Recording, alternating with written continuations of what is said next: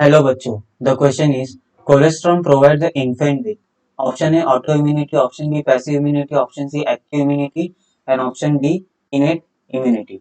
तो let's see one by one. Colostrum, colostrum. Now colostrum. So here the key concept they are asking is your passive immunity. Passive immunity. Passive immunity का मतलब क्या होता है? Passive immunity का मतलब क्या होता है?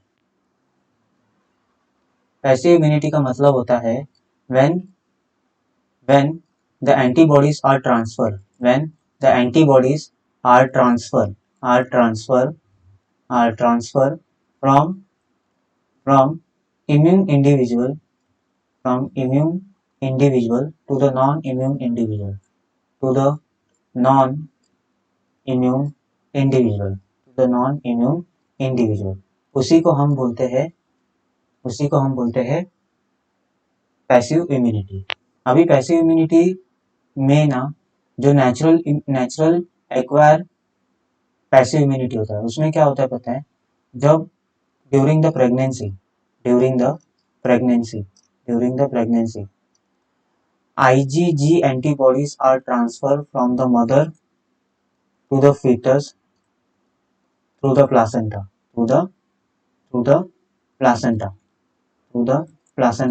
or after the birth, the IgA antibodies are transferred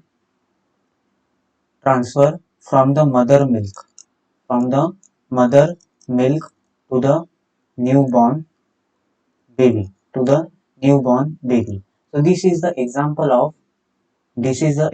of your passive immunity. तो हमें यही पूछा है कि ड्यूरिंग द लैक्टेशन पीरियड जो इनिशियल मिल्क प्रोड्यूस होता है, उसी इनिशियल जो येलोइश फ्लूइड होता है, वो येलोइश फ्लूइड को हम कोलेस्ट्रॉम बोलते हैं. और उस कोलेस्ट्रॉम में ना वो कोलेस्ट्रॉम रिच होता है IgA एंटीबॉडीज में, और वो क्या प्रोवाइड करता है? न्यूबॉर्न बेबीज को पैसिव इम्यूनिटी प्रोवाइड करता है. तो colostrum provide the infant with the passive immunity. That is option B is your right answer. Okay. Other options की अगर मैं बात करूं, ऑटो इम्यूनिटी. तो ऑटो इम्यूनिटी कब होता है? ऑटो इम्यूनिटी का मतलब होता है when the immune cells are failed to recognize between the self and non-self antigen,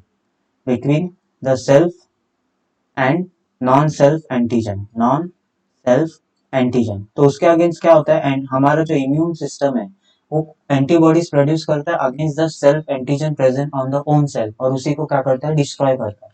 तो उसी को हम ऑटो इम्यूनिटी बोलते हैं. तो ये एक डिसऑर्डर है जिसमें इम्यून सिस्टम में जो बी सेल होते हैं वो अच्छे से मैच्योर नहीं होने के कारण, अच्छे से उनका ट्रेनिंग नहीं होने के कारण आपके लिम्फोइड ऑर्गन्स में वो रिकॉग्नाइज नहीं कर पाते कौन सा मेरा एंटीजन है और कौन सा फॉरेन एंटीजन है, और हमारे एंटीजेंस के अगेंस्ट वो एंटीबॉडीज प्रोड्यूस करते हैं.